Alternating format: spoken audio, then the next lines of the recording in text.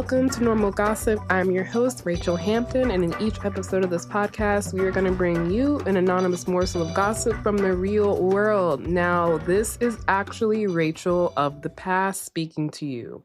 Rachel of the present is somewhere in Mexico, enjoying her life and not looking at her phone. Rachel of the past, however, did feel a little bit guilty about not being able to produce a season 9 finale, and also wanted to give you guys a little bit of gossip to tide you over between seasons. We know we're taking a bit of a longer break this time. We really want to make sure season 10 All-Stars is as good as it possibly can be, which means we're going to take our time with it. But also, we are benevolent here at Normal Gossip. So we are repeating some actions. We are doing what we did last month in February, which is giving you one of our subscriber episodes from last year that is just me and a guest responding to some gossip that we had not heard before. And this episode, y'all, well, let me be honest, I got a little high before this episode. You can maybe tell once you start listening to it. But I remember very vividly the last gossip morsel in this episode, which features none other than Jonquilyn Hill. And it's a doozy. If you listen to this with children, maybe listen to the last gossip morsel by yourself first, and then decide whether or not you want to explain things to your children. That's all I'm going to give. That's all the spoilers I'm going to give. But this episode is truly so fun. I love JQ so much. It was such a delight to do this episode, and I hope you guys enjoy it. JQ, thank you so much for joining me again. Of course, I'm happy to be here. You know I'm always happy to gossip. I am so excited, not least because the gossip you brought me in the episode that we did, I still think about to this day. So I have a feeling you're going to be a great companion for this ride. Oh, yeah. You know, I think about that piece of gossip, too. I'm just like, I hope that lady's doing well, and that man is not. Exactly. We're on the same page. All right. Perfect. Let's go. Yeah. So I have this friend. Amazing person. She's a great friend, super generous. She's a great mom. She's like really successful in this high-powered corporate job. And her husband is a little bit of a semi-hoarder. So she was constantly trying to declutter her house because the husband just wouldn't let anything go. And one of the things he wouldn't let go was like this kid's chair attached to a desk. You know how, like, especially it seems like old-timey schools would have the desk attached to the chair. And it's just not even good for her own kids to use because it's like the wood's all splintery and there's a nail head sticking out. And it was just, nobody was getting any use out of it. But her husband was like not willing to let this go unless this went to like a family with a child who could enjoy it. He just had this vision in his head. So she like gets on Facebook Marketplace and tries to sell it and tries to find it. And like, she's just not finding, you know, somebody who's willing to take this thing. So then she has the genius idea that she should hire a TaskRabbit to pretend like they are picking it up and buying it from Facebook Marketplace for their small child. So she hires this guy. She's like, he was incredible. He came in and he was like, my nephew is coming to live with me from Dublin and I'm going to give this to him, and it's so beautiful, like that it's been lived in and loved, and I thank you so much. And she made sure to tip him very well.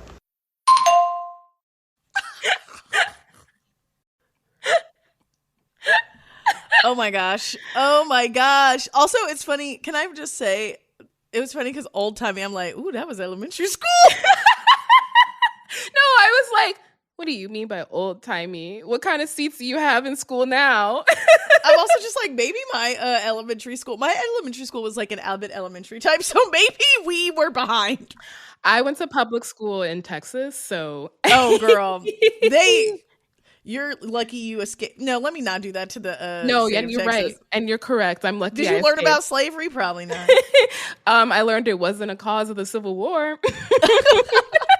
Also, I also say I'm not ready to be married, because the way I would have just been like, I'm gonna just get rid of this when you're not at the house. What you gonna do? No, what are you gonna do if it's gone? Well, she could have lied. Like, there were so many steps before this.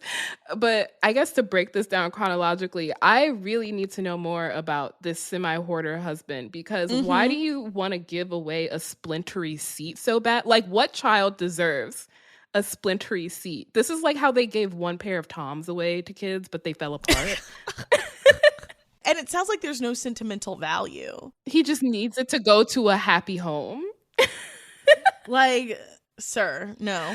Yeah, I have a lot of questions for him. I think the wife is ingenious in her solution making, because hiring a TaskRabbit to be an actor is like, what? I would never. What did she look up on TaskRabbit? What task did she look up on TaskRabbit to get this guy to come and pretend to pick this up? Sit in the woods on a log for decades, and the idea, why don't you hire a TaskRabbit to be an actor to pretend to take this away, would never cross my mind. No, and that's why she's a high powered. This is why she has it all. I don't have it all. That's why she has it all, because she thinks differently than I do. She's the original girl boss in a way. I salute. What's her name? Sophia, what's her face? Is that you? I read that book and Lean In very earnestly when I was 25. We all make mistakes when we're 25. Listen. That's what being 25 is for, actually. It is, yes. This man said, my nephew is coming from Dublin. He deserves some kind of award, some kind of Emmy. Get Denzel on the phone. You know how he paid for, I think he paid for, Chadwick Boseman to go to Yale Drama School or something. We need that. Yes. That's what we need for this young man. No, exactly. Denzel Washington also, I think, helped Glenn Powell, who Yes. I always want to call Glenn Close, and also Austin Butler. Yes. He helped his own son, which is one of my favorite pieces of gossip. Y'all can't see the face I'm making, but I am really makes you think. Really makes you think. It really makes you think. It really makes you think. We are going far afield. How much does she pay the TaskRabbit? You know what my guess is? Maybe the TaskRabbit was trash removal. I don't know if that's an option for TaskRabbit. You can have someone come pick up stuff and just take it to a dumpster. I've done that before. Yeah, TaskRabbit built my bed because my boyfriend who I was with broke up with me before I could build my bed, and I was like, dang, I need somebody to do this. Let me open up the app. Could have just waited a week. Hello? He did hang some shelves, though. I think he knew he was going to break up with me, so he was like, let me get this. And you know what? For that, still fuck him. But no, literally, bare minimum. Yeah. Bare the bars on the ground. Yeah, and just to be like, hey, when you come pick this up, I need a favor. I hope that the husband finds out someday and perhaps goes and see a professional about his hoarding tendencies. To talk to some. Yeah, he needs to go talk your to the wife lady. is going to extreme lengths to stop you from having to deal with this. And I could only imagine they were probably fighting over that chair, actively. I could just hear me what do you want? What do we have to do? I work so hard. No, literally, day in, and you keep bringing out crap into the house. I can't come home to a clean house. I can hear it. I hope that the removal of that chair felt like some kind of burden lifted off of her shoulders at the very least. Yes. She'd be like, slowly reclaiming her house back. Exactly. Even if just for a moment. You deserve peace, queen. Shout out to you. Okay, what's the next morsel? That one was great. We're starting off on a high note. My gossip story is about my conception, which took place in the 1980s in Florida. So you kind of have a visual sense of the amount of day glow. My mom was on the hiring committee at the university where she worked. And the dean or somebody, before they went into one of the interviews for a new professor, she said, "Oh, this guy we're about to interview, you're going to love him." And and that turned out to be my father. Important detail, I guess they were both separated at the time that they met. It was scandalous.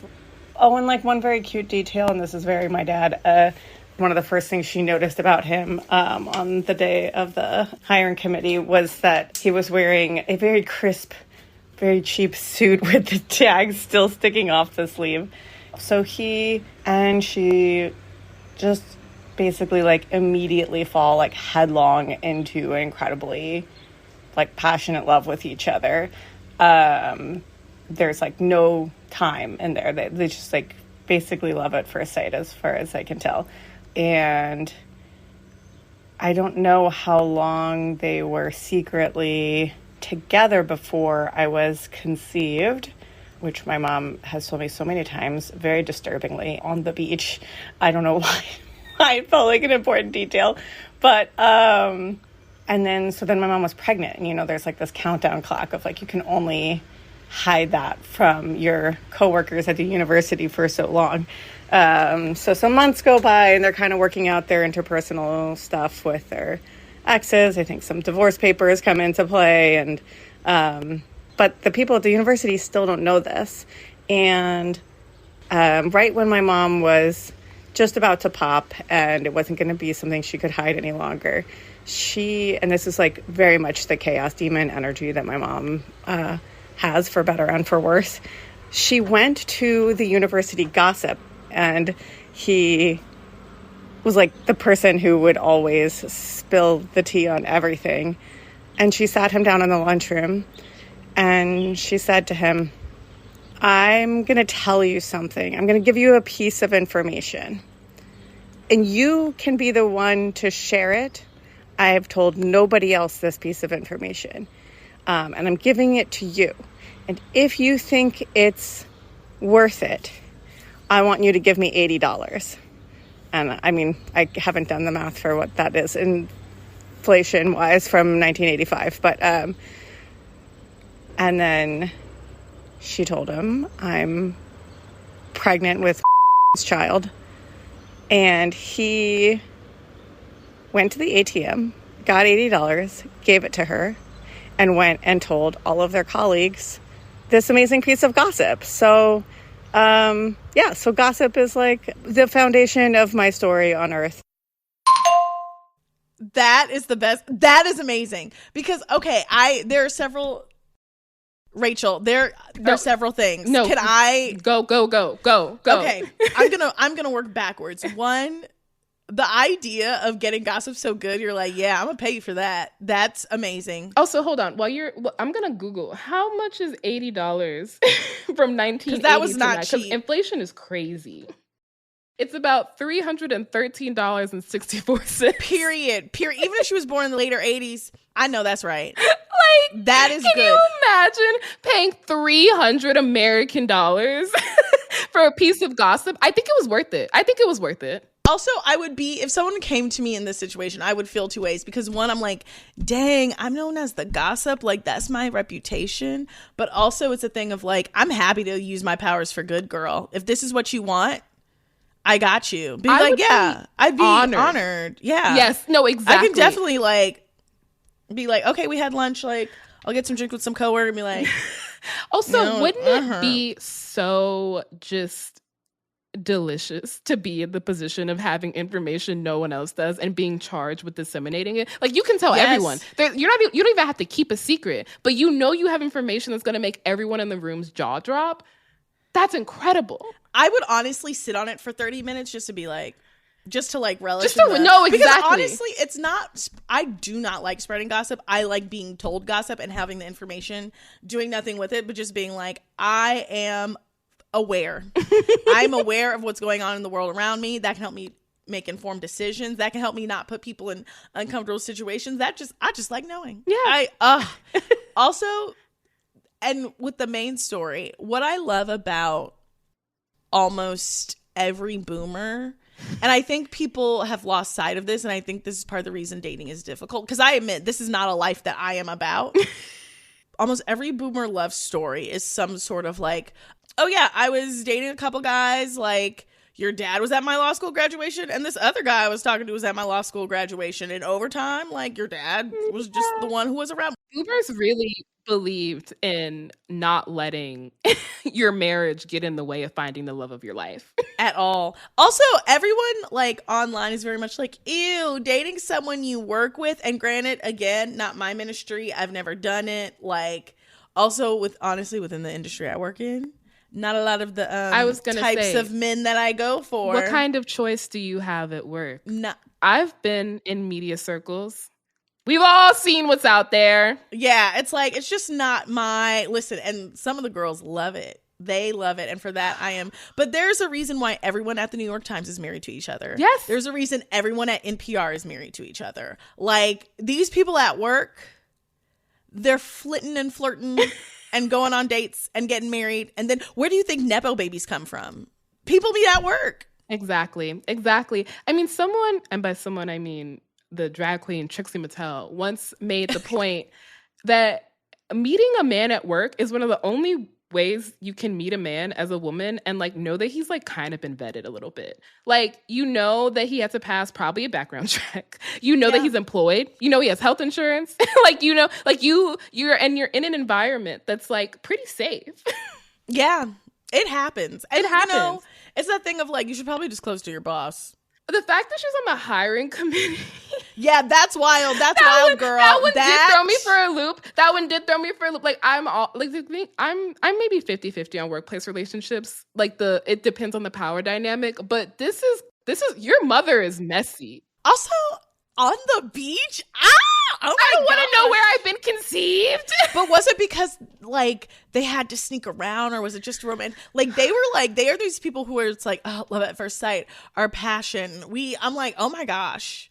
I know if her mom gets a glass of Chardonnay in there and they play Brown-Eyed Girl on the dance floor, like, you ever see like that cut and they're like, oh, they are still. No, they're still very horny for each other. Yeah. It's like, oh, y'all are getting down. Yeah. And on some level, I love that for your mom. I hope to experience that level of intensity at some point in my life, because certainly no one's done it for me so far. Yet, exactly. There's a lot of life left to live. Mm-hmm. And famously, your 20s suck. Actively bad. Actively garbage doo-doo.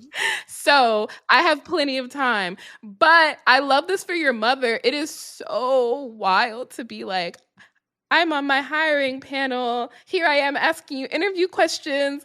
Also, you want to get a drink later? Like, how did the sequence of events, how soon after his hiring day did you get with him? Did that perhaps influence your choice to say that he should be hired? Was he like, wow, he's hot. Exactly. Was he actually the one who was most qualified for that position?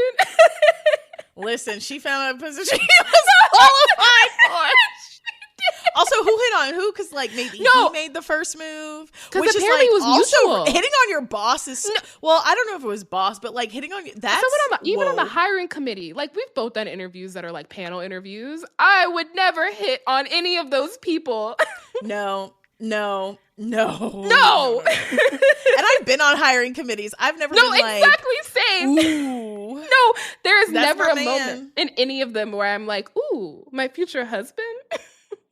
At all. Especially like, now I know what you make. No, exactly. She's like, now I know you have dental.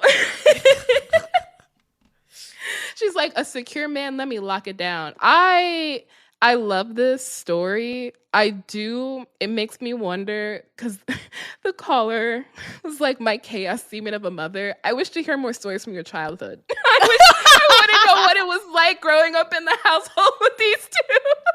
Like, again, when I say this diva, I would never think, okay, I need this information to get out. I like all right, I'm going to sit down with my boss. I'm going to write a letter. Let's do lunch. Just being like, I am going to find the person who cannot hold water. Not only tell them to gossip and get them to do that for me, but get them to give me money. No, it's really, I love this caller's mother so much. Like, I think she's an icon, but I imagine that the caller's childhood there are some stories Being the child of an icon sounds like a rough time. Listen. We have to ask this woman and Blue Ivy. How do you do it? No, exactly.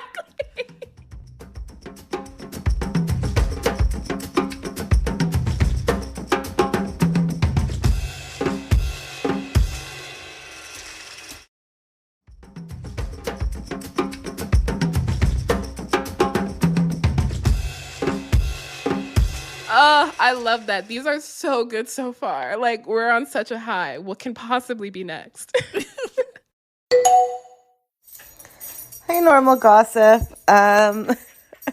So my partner is a software engineer, and he started a new job during the pandemic that's fully remote. So he works from home. He has some colleagues in the city that we live in, but he also has colleagues in a different country.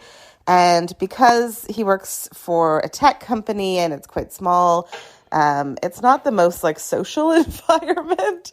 And there's really doesn't seem to be a lot of like social interaction outside of their everyday work, which I don't fully understand. Like, I think a core aspect of work is like gossiping with your colleagues, but they keep it like pretty on task.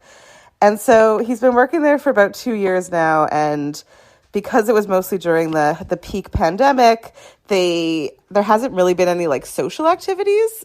But this year I was surprised to find out that they are actually having a holiday party. And keep in mind that my partner found this out like a week before the party was supposed to happen.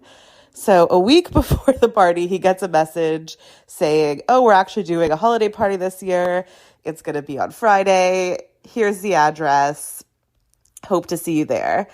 And I'm confused because these people have worked together for a few years now, but I like genuinely don't think they've ever had a social conversation. So in my mind, I'm like, this is going to be a really brutal party. Like, I can't imagine what you would have to talk about. And on top of that, I think he only has about like 15 other colleagues in our city. So it's going to be a small group, and they don't really know each other. And instead of it being like a dinner where you can maybe talk a little bit, it was at an event space. And so I'm like very interested about how this party is going to go. I'm not invited. I'm sitting at home, not going. And my partner shows up to the party and he says, oh, there's like a lot more people here than I thought there would be. And he walks around and he like spots one of the colleagues he actually does know. And they're both equally surprised that there seems to be a lot more people at this party than they think there are based on how many people actually work for the company. And not only are there more people, but they don't recognize anybody. And they find this very odd, but they know that they're in the right place. So they just kind of go with it. And then they see their like CEO, who is the one that planned the party. And they go and they talk to him, and they're just having like casual conversation. And the CEO mentions a few minutes into their conversation that it's actually his birthday at midnight. And they go, oh, like what a coincidence, like happy birthday. That's so nice. Do you have anything planned? And this is when the CEO reveals that this is actually his birthday party that they're all at. And they just thought it was the company holiday party because that's how it was presented to them. But no, in fact, this is the CEO's birthday. And apparently before COVID, he did this every year, but I guess uses the company Christmas party as his birthday party, inviting all of his friends. And my partner and his colleagues were just blissfully unaware of this. They had no idea. And the weirdest part is my partner does not find this weird. He told me this story being like, yeah, it turned out it was his birthday party. This is a misuse of company resources. No, he is scamming. He is scamming. Because the way you could definitely rent out an event space on the company dime and save so much. Like, you could make your party huge every single year if you say it's the company holiday party. Again, there are so many divas in these stories. I would never think to do this. No, this man is 100% scamming. Okay. Ooh. Also, why can't my boo come? If everybody, I can't bring my man. No, why didn't they have plus ones? You're using company resources to pay for your party and telling me it's our holiday party and I can't even bring my spouse? I have follow-up questions because I want to know what the food and drink situation was like. Yes. And the decorations. Yes. But he's a software engineer. I love my STEM boys, but they do not be asking the right questions. And they don't. I mean, the fact that he didn't think it was strange at all that his boss did this is, on one hand, that makes me feel very warmly towards him because I'm like, what a nice man. Like, what a sweetheart. That you're like, why would that be weird? Meanwhile, I'm immediately over here like, embezzlement? You're embezzling from your company. Allegedly. Okay, Wendy. Allegedly. I'm not trying to get sued by the CEO of this software engineering company. No, maybe he paid for it himself and he's like, let's come. Oh, what? That's so generous of you to think that. That's so generous of you to think that. I think that is an option. I don't believe it. I don't believe it. I think he's scamming. I think he's doing fraud. Oh yeah, I do this unless you want to make your birthday the company holiday. Yeah, I wish that the caller had been able to go. How many people were there? Yeah, because the thing about New York, specifically Brooklyn, is every single time there's an empty storefront, it gets turned into an event space. And it's like the size of a bodega, which is not very big. So that's what I'm thinking when I hear event space. But there are really nice ones as well. There are. I need to know which one it was. All right, what's next? I can't imagine. I lived and taught at a secondary school in England for about 6 months, and it was wild. So I was living in this house with these 3 other people who I had met online. I thought I knew what the situation was, so I met them online. They interviewed me over Zoom. I paid my first rent. All of it is good. And at first I got there and I was super jet lagged and I thought it was fine. It was just the vibes were weird. So I was like, okay, in a different country and I don't know anybody and it's probably just me. Well, it just kept getting weirder. So, one day I was cooking in the kitchen and, we had there in the kitchen there was a glass container that was just labeled breadcrumbs, and so I used the last of the breadcrumbs in what I was cooking. And that Sunday I went out, I got more breadcrumbs, I bring it back and I'm like, hey guys, where did we put the extra breadcrumbs? I filled up the little glass container, and dead ass one of my roommates looks at me and goes, why didn't you take them out of the aquarium? And I was shook. It's the aquarium. What are you talking about? And they're like, oh yeah, the aquarium. So we had a room that was right off the kitchen.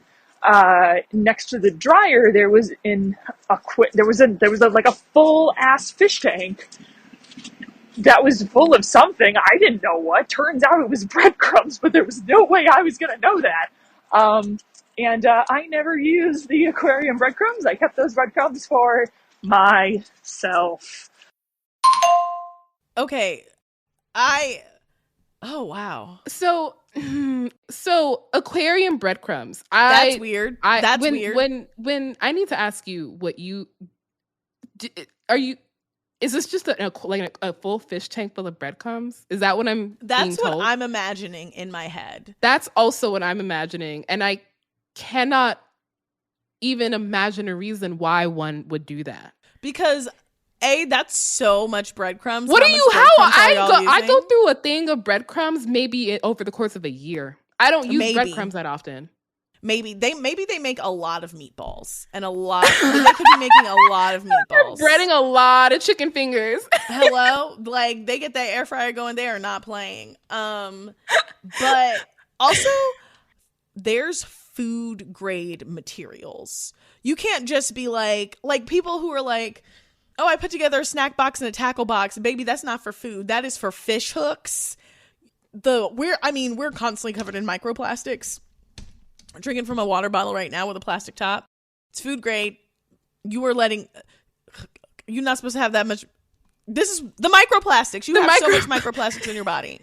Don't do that. Don't do that. Yeah, they have more than did you see that study that was like we all have like a plastic fork full of microplastics in our brain? Yes. Yeah, they have more than a fork. They got a spoon too up there if they just are eating breadcrumbs out of the fish tank. What I want to know is like, are they buying breadcrumbs in bulk and then decanting them into the fish tank?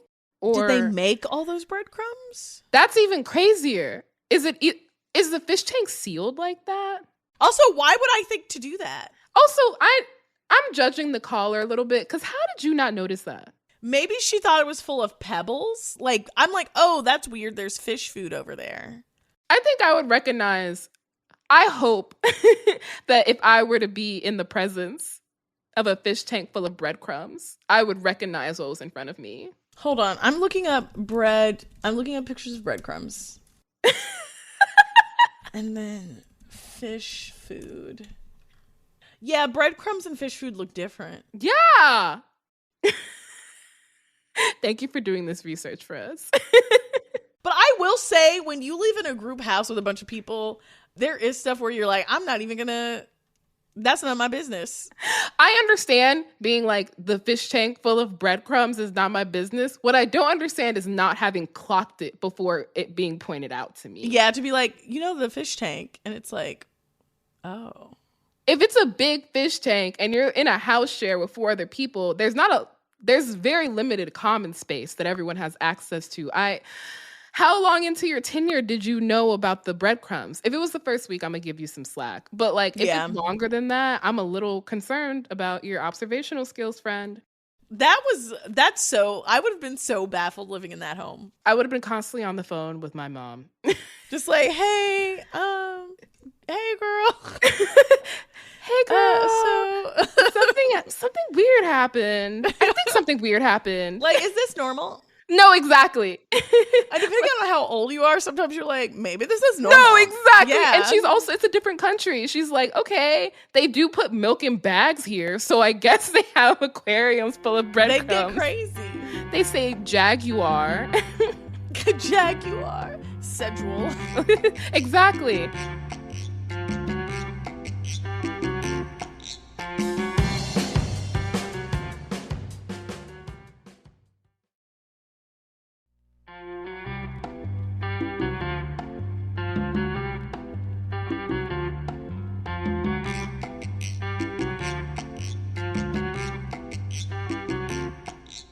Okay. We have had a lot today, and I can't imagine what this last voice memo is going to bring us. Are you ready? We've been on a journey, yeah. Yeah, I'm ready. Girl, we've been on a little bitty ride. We've been to some places.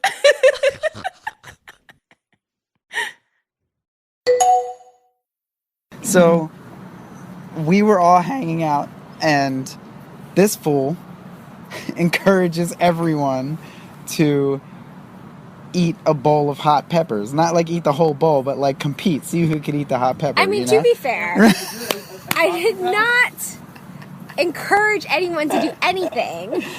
I put out a bowl of hot peppers.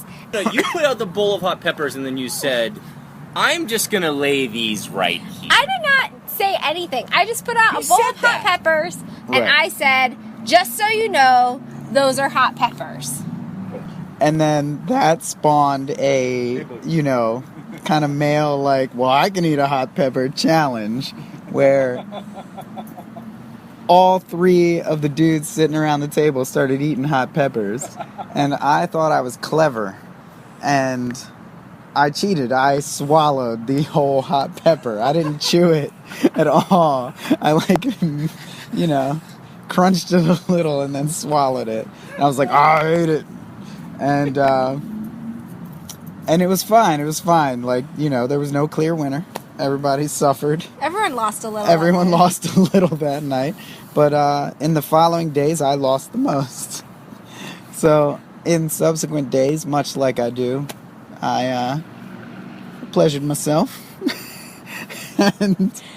and it was not normal.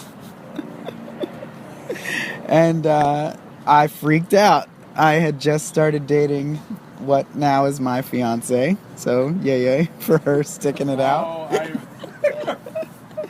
And I freaked out. I was like, I've slept with a couple of girls lately, and I don't know. I think I have an STD, and I don't know who gave it to me. So I started calling all the girls I had sexual relations with. Proceeded to have varying levels of confrontations with them regarding said STD. And then it turned out, due to a doctor's visit, that I did not have an STD. And thanks to web research, I found out that if you eat hot peppers, this is a thing that can happen to men. Basically, you injure your prostate. I'm Googling. Can you? Okay. Well, you Google. I would like to start from the beginning, which is that I love that this voice memo started with this man saying, "This fool." No, that's when I heard that. I was like, I get a sense of where you're from. You are from, there are big skies where you live. Somewhere with mountains. Yeah. But also him calling her a fool when she later clarifies that all she did was set a bowl of peppers in front of them and say, "These peppers are hot." And the men in the room took that as a challenge. And for him to start off with being like, "This fool," it's like, sir, you are the fool. You know what every story has in common? A diva of some sort. No, literally. Every story has someone who's like, you know what? I can be 10 times better. I didn't realize. I mean, you always hear about people being like, make sure your man drinks water so you don't have a terrible time. But this is what happens when you eat too many hot peppers if you're a man. Now, what y'all got going on over there is none of my business, but who knew? Not me. Certainly not me. Also, first of all, shout out to you for contacting people, having open and honest conversations. Yes. What a conversation to have. Imagine being on the receiving end of that phone call. But also imagine getting the follow-up text of, "I don't have an STD. I just ate too many spicy peppers." Imagine and then you're confrontation with a one-night stand and being like, "Someone has an STD," and then him being like, "Well, actually, I made a mistake." Maybe, and I don't know how this works, but maybe you should have gotten tested first, friend. Yeah. No, actually. I'm like, I love that he had the conversations before he got tested. That's a good man, I'm going to say. Not the brightest or most logical. We did not say a smart man, but a good one. But a good one, and that's okay. That's even better sometimes, I'm going to be honest with you. Truly. Oh my gosh. And your fiance, dang, your fiance is ride or die. Truly. Good for her. That's a good story. That's such a good story. I hope you tell this at your wedding. Yeah, someone needs to say it in a toast. Yeah.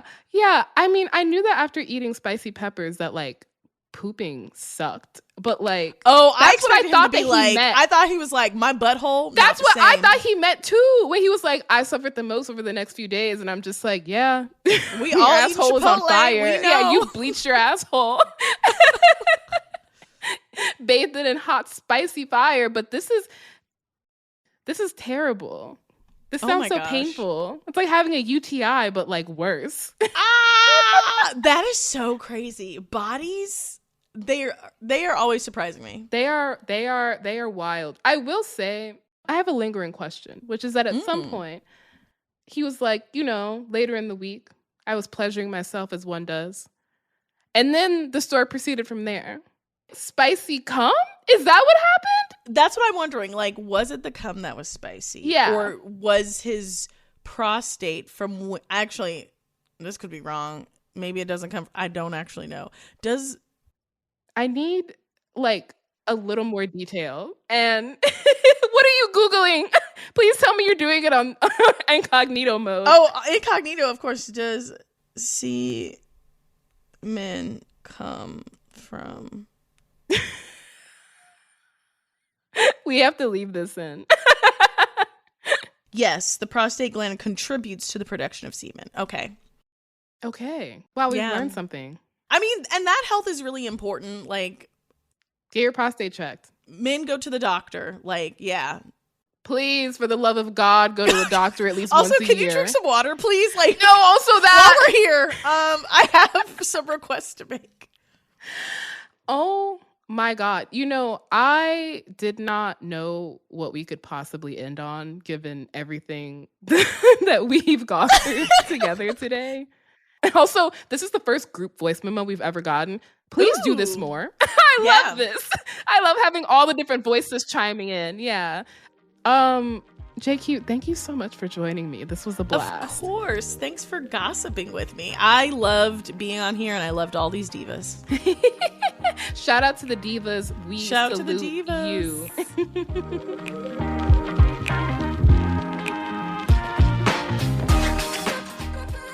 Thank you so much for listening to Normal Gossip. If you have a gossip story to share with us, that email is normalgossip@defector.com, or you can leave us a voicemail at 2679-GOSSIP. If you love this podcast and want to support us, become a friend or a friend of a friend at supportnormalgossip.com. You can follow the show on Instagram and TikTok at @normalgossip. Normal Gossip is hosted by me, Rachel Hampton. Our lead producer is Sierra Spragley-Ricks. Our subscriber episodes are produced by Jay Tolvieira. The co-creators and Dowager Queens of Normal Gossip are Alex Sujan Laughlin and Kelsey McKinney. Defector's project editor is Justin Ellis. Jasper Wang and Sean Kuhn are Defector's business guys. Alex Sujan Laughlin is Defector's supervising producer. Tom Lay is our editor-in-chief. Thanks to the rest of the Defector staff. Defector Media is a collectively owned, subscriber-based media company, and Normal Gossip is a proud member of Radiotopia. Please remember, you did not hear this from me.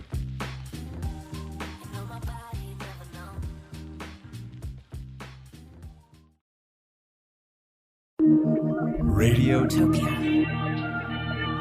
From